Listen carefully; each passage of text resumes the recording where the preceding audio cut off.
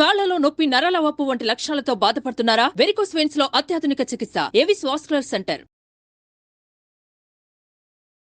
నమస్తే రమ్మగారు. నమస్తే జయ. గోసేవ చాలా చాలా మంచిది, మంచి ఫలితాలను ఇస్తుందని చెప్తారు. ఎలాంటి ఫలితాలను ఇస్తుంది? ఏ విధమైన సేవ చేయాలి? ఎలాంటి ఫలితాన్నైనా ఇస్తుంది అది. అంతే. గోసేవ అనగానే ఒకటి గుర్తొస్తూ ఉంటుంది జయ నాకు. చిన్నప్పుడు మేము 6th 7th క్లాసుల్లో ఉన్నప్పుడే రఘువంశం చదువుకున్నాం. రఘువంశం అంటే పేరు విన్నావు కదా, అవును. చాలాసార్లు నా దగ్గరే విన్నాం. మహాకవి కాళిదాసు రాసిన రఘువంశం. ఈ రఘువంశం పంచమహాకావ్యాల్లో ఒకటి. రఘువంశం చదువుకోవడం అంటే చాలా పెద్ద విద్య సాధించినట్టే. మరి పైగా ఈ రఘువంశం అంటే ఏమిటి? రాముల వారి వంశ చరిత్ర. మొదట రాముడు చెప్పబడ్డు. రామాయణం రాముడు కదా, రాముడికి ముందు వాళ్ళు వీళ్ళంతా. ఓకే, రాముడికి ముందే. ఈ కాళిదాసు గారిని తలుచుకుంటేనే గూస్ బంప్స్ వస్తాయి. అసలు ఆ శ్లోకాలను చదువుకుంటే తలుచుకుంటే చాలా అద్భుతంగా ఉంటుంది. దాంట్లో రఘువంశంలో మొట్టమొదట దిలీప మహారాజు చేసిన గోసేవా వృత్తాంతమే ఉంటుంది. మనం ఇప్పుడు గోసేవ మనకి ఎన్నిటికి చెప్తారు? సంతానం కలగాలంటే గోసేవ, పాపాలు పోవాలంటే గోసేవ, పుణ్యం లభించాలంటే గోసేవ. ఈ మూడిటికి గోసేవ పనిచేస్తుంది. మనం ఎక్కడెక్కడ చేసిన పాపాలు పోతాయి గోసేవ చేస్తే. గోసేవ ఎలాంటివి? గోవుకి ఏదైనా పెట్టడం, గోవు గంగడోలు నిమరటం, గోవుకి పసుపు బొట్టు పెట్టడం, గోపృష్ఠానికి నమస్కారం చేసుకోవటం, గోపంచితం నెత్తి మీద చల్లుకోవటం, గోమయంతో ఇండ్లు శుద్ధి చేసుకోవటం. ఇవన్నీ కూడా గోసేవ కిందకే వస్తాయి. వీటితోటి ఇల్లు శుద్ధి అవుతుంది, పవిత్రం అవుతుంది, మన లోపల ఉన్నటువంటి కర్మక్షయం జరుగుతుంది. ఎన్నో చెప్తారు రకరకాలు.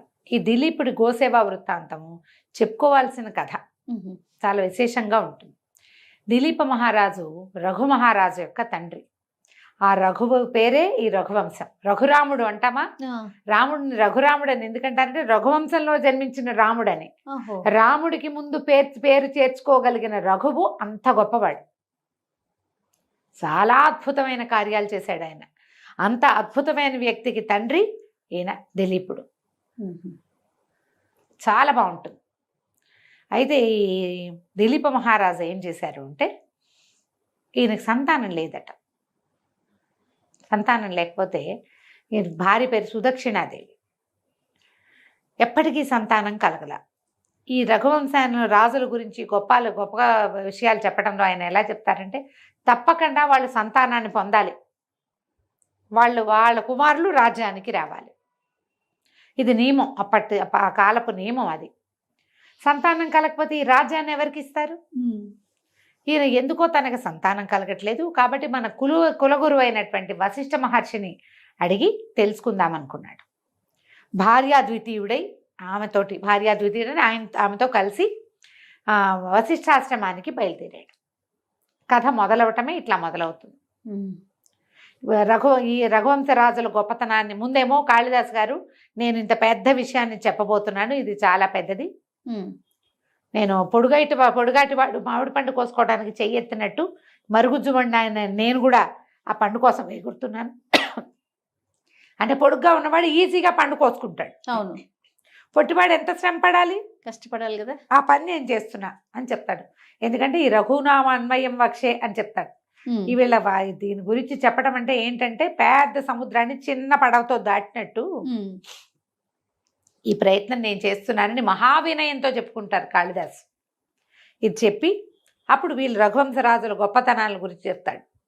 ఏదో చెప్తాడు, సోహం ఆజన్మ శుద్ధానాం ఆఫలోదయ కర్మణాం ఆసముద్ర క్షితీశానాం ఆనాక రథవర్త్మనాం. ఈ శ్లోకం అంటే మహా ఇష్టం నాకు. ఆజన్మ శుద్ధులు, వాడు జన్మతోటే పుటకతోటే పరిశుద్ధమైన పద్ధతి కలిగిన వాళ్ళు. ఆ తర్వాత ఎంత సముద్రమే ఎల్లలుగా కలిగిన భూమి మొత్తానికి రాజులు వాళ్ళు. తర్వాత జన్మశుద్ధనం ఆఫలోదయ కర్మణం. ఏదైనా పని మొదలు పెట్టారంటే చివరి వరకు చేస్తారు వాళ్ళు. ఫలితం కనపడే వరకు పని చేసే లక్షణం ఉన్నవాళ్ళు. ఏదో మొదలు పెట్టడము అది అవ్వలేదు ఆ పోనీ లేదు ఇంకోటి మొదలు పెట్టరు వాళ్ళు.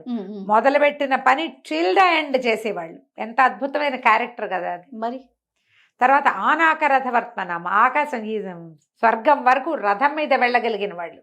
అంత గొప్పవాళ్ళు. స్వర్గం ఎక్కడుందో మన కంటికి కూడా కనపడదు. దానికి వెళ్ళే దారులు తెలిసిన వాళ్ళు. అలాంటి వాళ్ళ గురించి చెప్తానంటాడు. ఎంత బాగుంటాయో శ్లోకాలు, భలే ఇంట్రెస్టింగ్గా ఉంటాయి. 6th 7th క్లాసులో చదువుకున్నవి అవి మర్చిపోలేదు. అదే అంత చిన్నప్పుడే ఇంప్రెస్ చేసిన శ్లోకాలు అనమాట. ఆయన బాగా రాస్తారు. కాళిదాసు అంటే అద్భుతం, మహాద్భుతం అంతే. అయితే ఈ దిలీప మహారాజు గురించి చెప్తూ ఈయన ఏం చేశాడు, భార్యతో కలిసి బయలుదేరి వెళ్ళాడు. ఆ బయలుదేరి వెళ్ళే దారంతా వర్ణిస్తారు. అక్కడికి వెళ్ళిన తర్వాత వశిష్ఠ మహర్షిని కలుస్తారు.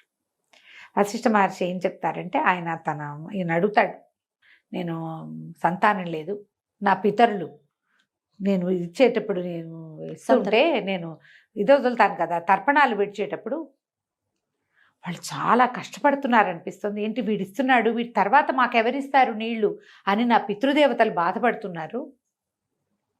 నాకు అట్లా అనిపిస్తోంది. నా కోసం సహాయం చేయి, నాకు నువ్వే మాకు గురువి, నా సంతానాన్ని పొందే మార్గం, నాకెందుకు సంతానం కలగట్లేదో తెలియజేయి, సంతానం పొందే మార్గాన్ని తెలియజేయమంటారు. అప్పుడు వశిష్ఠ మహర్షి బాగా ఆలోచించి ఆయన తపశక్తితోటి ముందు తెలుసుకుని ఏం జరిగిందో, నాయన ఒకనాడు నువ్వు ఇంద్రుణ్ణి చూడ్డానికి వెళ్ళావు స్వర్గానికి. వెళ్ళి తిరిగి వస్తుంటే కామధేనువు కల్పవృక్షపు నీడలో తన సంతానంతో వేంచేసి ఉంది. అక్కడ ఆమెకి నమస్కారం చేయాలి. కామధేను అంటే మొట్టమొదటి ఆవు, సురలోక గోవు, కోరిన కోరికలు ఈడేర్చేది. ఆమె తన పుత్రికతోటి అక్కడ ఉంది, సంతానం ఉంది కామధేనువుకి. ఆమె అక్కడ కూర్చుని ఉండగా నువ్వు నమస్కరించకుండా వెళ్ళిపోయావు. నువ్వు ఎందుకు వెళ్ళిపోయావు? భార్య ఋతుస్నాత అయి ఉంది అంటే అప్పుడు మనం ఇదేమని చెప్తాము, మనం సేఫ్ పీరియడ్ అని చెప్తాం కదా. పూర్వకాలపు పద్ధతి ఎట్లా ఉండేదంటే, కరెక్ట్గా పీరియడ్స్ అయ్యి ఆవిడ స్నానం చేసి ఉన్నప్పుడు అప్పుడు గర్భధారణ అవకాశాలు లభిస్తాయి. కాబట్టి ఆ సమయంలో తప్పకుండా భార్యా సంగమం చేయాలి, అది నియమం. ఆమె తన కోసం వేచి ఉంటుందని ఈయన వచ్చేసాడు. నువ్వు వచ్చేసావు, ఆవిడ నీకేసి చూస్తోంది కామధేనువు, తనని చూడకుండా, సంతానంతో ఉన్న నన్ను చూడకుండా ఏ పని మీద ఇతను వెళ్తున్నాడో ఆ పని ఇతనికి అవ్వదు అని ఆమె అనుకుంది. శపించిందని పెద్దగా చెప్పబడదు అన్నారేమో, నాకు అట్లా అనిపించదు. నన్ను చూడకుండా ఏ పని మీద వెళ్తున్నాడో ఆ పని అవ్వదు, అంతే చాలు, నీకు సంతానం కలగలేదు నాయన అంటే అని నువ్వు ఆమెను సేవించాలి.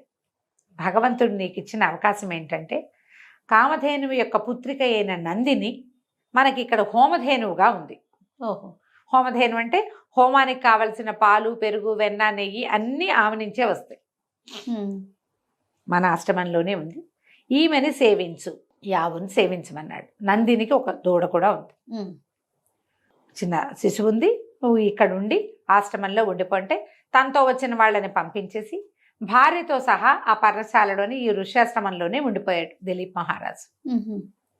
వెళ్ళిపోయి ఉండి ఇక్కడ పొద్దున్నే రోజు ఏం చేసేవాళ్ళు, భార్యాభర్త ఈ ఆవుని చక్కగా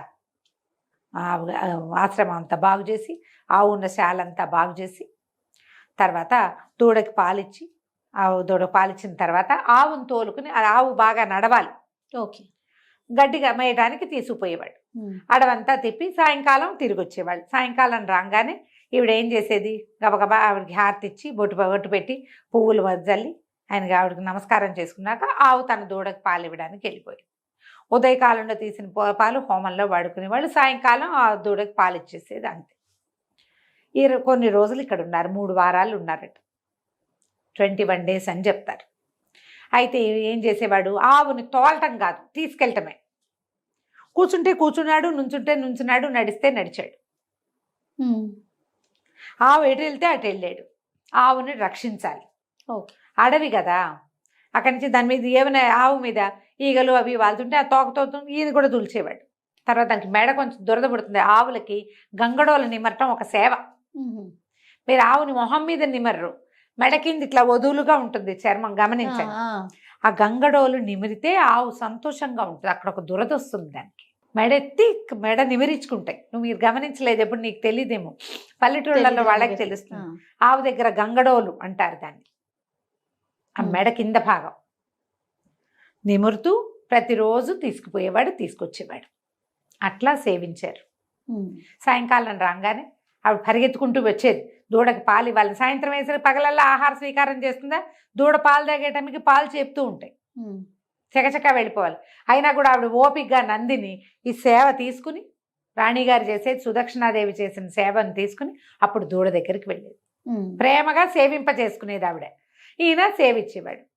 21 రోజులు గడిచాక ఏమైందట, ఈ ఆవు అలా వెళ్తూ వెళ్తూ ఒక గంభీరంగా ఉన్న ఒక కొండ గుహలోకి ప్రవేశించింది. ఈయన గబగబా ఆవును రక్షించాడు. చటుక్కుని భయమైపోయింది, లోపలికి వెళ్ళిపోయింది. వెళ్ళేసరికల్లా ఒక పెద్ద సింహం వచ్చి పడింది ఆవు మీద. పడేసరికల్లా ఈయన ఏం చేశాడు, ఆవును రక్షించడానికి ఈయన ధనుర్బాణాలు ఏవో ఉన్నాయి, ఆవు మీద చేయబోయాడు. అదే ఈ సింహం మీద, సింహాన్ని ఆపడానికి ప్రయత్నం చేశారు కల్లా బిగిసిపోయేట ఒళ్ళు. ఆయన ఏమి చేయలేకపోయాడు. ఇదేమిటి, నేనేం చేయలేకపోతున్నాను, ఆవు మీద సింహం పడితే నేనేం చేయాలి, సింహాన్ని శిక్షించి ఆవును రక్షించుకోవాలి. ఆవు గోసేవ కదా మనం చేసేది, గోరక్షణ మన బాధ్యత. శరీరవయవాలు కదల్లా. ఆ లోపల ఉద్వేగం వచ్చేసింది, తను రక్షించలేకపోతున్నాను. ఈయన కరచరణాలు కదలకపోయేసరికల్లా గట్టి ప్రయత్నం చేస్తుంటే ఆ సింహం వికవిక శబ్దం చేస్తూ చెప్పిందట, నేను పరమేశ్వరుడి బంటుని, కుంభుడు అనేటువంటి ఒక కుంభుడు నికుంభుడు అనేటువంటి ఒక శివసేవకుడి, శివగాణాల్లో ఉన్న వాడి స్నేహితుడు నికుంభుడు అనే సింహాన్ని నేను, ఒక చెండ సింహం అంట, మహా పెద్ద సింహం. ఇక్కడ ఒక దేవదారు చెట్టు ఉంది, పార్వతీదేవి స్వయంగా నీరు పోసి పెంచుకుంది. ఆ చెట్టుని రక్షించటానికి నేను ఇక్కడ ఉన్నాను. ఆ చెట్టుని ఏ జంతువులు, ఏ ఏనుగులు ఏవి వచ్చి దాని మీద తమ మొహాలు ఆనించకుండా, ఆ దేవదారు వృక్షం అంటే మహాప్రీతి అమ్మవారికి, దాన్ని రక్షించటానికి నేను ఇక్కడ ఉన్నాను. ఇక్కడికి ఈ ప్రాంతానికి వచ్చిన జంతువులు నాకు ఆహారంగా పరమేశ్వరుడు విధించాడు. వచ్చింది నేను తింటాను. పైగా నేను ఇట్లాంటి వాడిని కాను, నంది మీద ఎక్కటానికి పాదపీఠంగా ఉంటాను నేను.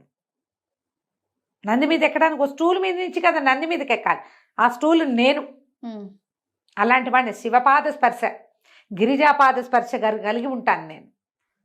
నా ముందు నీ కరచరణాలు ఎట్లా ఆడతాయి, నువ్వు నన్ను ఎట్లా శిక్షిస్తావు అనేసరికి అర్థం, నా పరాక్రమము నా సాహసం అన్నీ పోయినాయే, ఇంత చేసి భూమి మొత్తాన్ని పరిపాలించేవాడిని ఒక సింహాన్ని కొట్టలేకపోతానా నేను అనిపించింది ఆయనకి. అవమానపడిపోయాడు ఆయన, బాధపడ్డాడు. గోవుని రక్షించాలి, సింహాన్ని శిక్షించాలి, నా శక్తి ఎందుకు చాలటం లేదు. అప్పుడు పరమేశ్వరుడి దగ్గర ఉన్న సింహం అనేసరికి మరి భగవంతుడి ముందు నేనెంతవాణ్ణి, భగవంతుడి పాదసేవ చేసుకునేటువంటి సింహాన్ని నేనేం చేయగలను. కానీ అప్పుడు ప్రార్థన చేస్తాడు, నీకు ఆహారం కావాలి, నేనేమో గోవును సేవించాలి, గోసేవ కోసం నన్ను నేను సమర్పించుకుంటాను, నన్ను తినేసేను, నీకు ఆహారం నేనైపోతా, గోవును వదిలిపెట్టు. సాయంత్రానికి గోవు వశిష్ఠాష్టమానికి వెళ్ళిపోతుంది. అంటే ఈయన సింహం ఎక్కిరిస్తాడు, ఏమిటి ఒక కేవలమైన గోవు కోసం ప్రాణాలు ఇస్తావా, 1,00,000 గోవులు ఎడం చేత్తో ఇవ్వగలవు నువ్వు. భూమండలానికి రాజంటే భూమి మీద ఉన్న ప్రతి ఆవు నీదే కదా, ఆ గోదానం చేయగలిగిన సమర్థుడివి. ఒక కేవలమైన గోవు కోసము నువ్వు నీ ప్రాణాలు అర్పిస్తావా అంటే కాదన్నాడు. గోవు కేవలమైంది కాదు, భూమితో సమానమైంది. పైగా మా గురువు యొక్క గోవు, హోమధేనుడు. ఈమెను రక్షిస్తానని నేను ఒప్పుకుని ఇన్ని రోజులుగా ఆమెను సేవిస్తున్నా. రేపు నా వంశానికి బీజం పడాలంటే ఈ సేవే నాకు ఫలితం లభిస్తుంది. ఇంత అవకాశం ఇచ్చినటువంటి తల్లిని రక్షించలేకపోతే నేను ఎందుకు, నా ప్రాణం పోయినా పర్వాలేదు, గోసేవలో ప్రాణాలైనా వదిలిపెడతానని ఏం చేశాడు ఈయన, ధనుర్బాణాలు అవి పక్క పెట్టుకుని చేతిలో ఉన్న ఆయుధాన్ని పక్కన పెట్టేసి మోకాళ్ళ మీద కూర్చుని నా మీద దూకి నన్ను ఆహారాన్ని స్వీకరించు అని చెప్పి వంగి నమస్కారం చేశాడు. తన మీద ఏమీ పడలేదు. నందిని ధేను మాట్లాడింది, దిలీప నీ సేవకి మెచ్చాను, ఇది నేను కల్పించిన మాయే లే అని చెప్పిందట ఆవు. ఆవిడెవరు, కామధేను యొక్క పుత్రికే కదా ఈ ఆవు. సింహం లేదు అక్కడ, కొండ గుహ కూడా లేదు. లేవతీసి వెనకాల తీసుకెళ్ళిపోయి ఆ తర్వాత ఆయనకి సంతానం కలిగింది. ఈ సేవ చాలు, నేను సంతృప్తురాలను అయ్యాను. మా అమ్మకి కామధేను యొక్క ఆమెకు నమస్కారం చేయకుండా నీకు ఏర్పడిన కర్మం తాలూకు ఫలితం పూర్తిగా పోయింది, నీకు సంతానం కలుగుతుందని ఆశీర్వదించి పంపించేసింది. రాజు రాణి వెనక్కి వచ్చాక ఆ రాణిగారు గర్భవతి అయింది సుదక్షిణాదేవి. తర్వాత వారికి సంతానం లభించింది. ఎంత బాగుంటుందో జయ, అద్భుతంగా ఉందండి. అసలు వినటానికే వీళ్ళు అడవికి వెళ్ళే ప్రయాణంలో ఉండేవి కూడా ఎంత బాగా వర్ణిస్తారో. ఆవిడ ఆవును ఎట్లా ఎట్లా సేవించారో, ఈ కుంభోదరుడు ఎట్లా వచ్చాడో, ఆ సింహము, దాని వర్ణన అద్భుతం, అమోఘంగా ఉంటాయి. చాలా బాగుంటుంది. రఘువంశంలోని మొదటి ఘట్టమే గోసేవ వృత్తాంతం. చిన్న వృత్తాంతాలే ఉన్నాయి మాకు, చిన్నవే ఉన్నాయి. తర్వాత ఇంటర్మీడియట్లో కాలేజీలో చెప్పినప్పుడు కూడా నేను ఇది చెప్పాను. గోసేవ చేస్తే మనకి సంతానానికి మంచిది, సౌభాగ్యానికి మంచిది, కర్మక్షయం కలుగుతుంది. తర్వాత ఎక్కడా తీరని సమస్యలు ఉంటాయి కొన్ని జయ.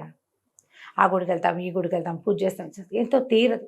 అవి గోసేవతోటి తీరుతాయి. ఏదో ఒక వస్తువు తీసుకెళ్ళి సమర్పించేసామా, ఆహారం పెట్టామా అని కాకుండా స్వయంగా గోవుని ముట్టుకుంటే చాలా రకాల పాపాలు పోతాయి. మనం కొన్నిసార్లు దేనివల్ల ఈ పని అవ్వటం లేదో మనకు అర్థం కాదు. అవును, దేనివల్ల ఇలాంటి సమస్యలు వస్తున్నాయో తెలియదు.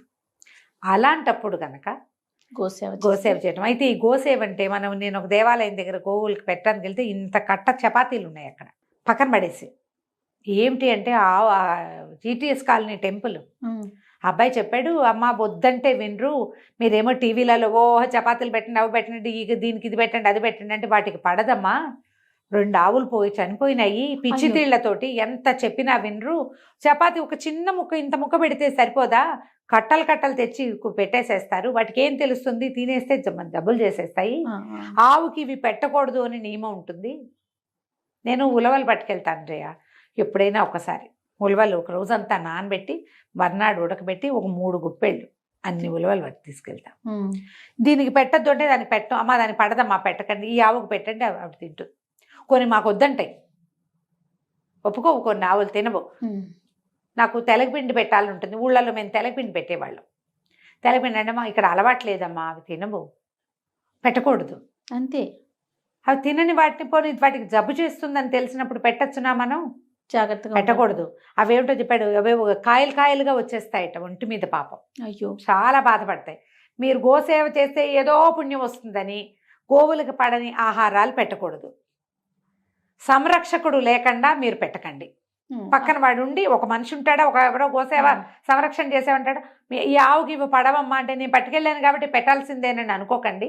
ఇంక వేటికైనా పెట్టండి, ఎవరికైనా దానం చేసుకోవచ్చు కదా. గోసేవ చేయండి అనగానే ఇలా అయిపోతారు. చూసి జాగ్రత్తగా పాపం మూట కట్టుకోకండి. పుణ్యం సంపాదించే క్రమంలో పోయి పుణ్యాన్ని పోతే పాపం ఎదురైందని ఆ పని మాత్రం చేయకండి. వాటి మరణానికి కారణం ఏమిటి, ఇంకేముంది, మన సేవ అదే కదా, గంగలో కలిసినట్టే, మొత్తము పాపం వస్తుంది కదా. చూసుకుని చేయండి. గోసేవ వల్ల చాలా మంచి ఫలితం లభిస్తుంది. తప్పకుండా రమ్మగారు. నమస్తే. నమస్తే.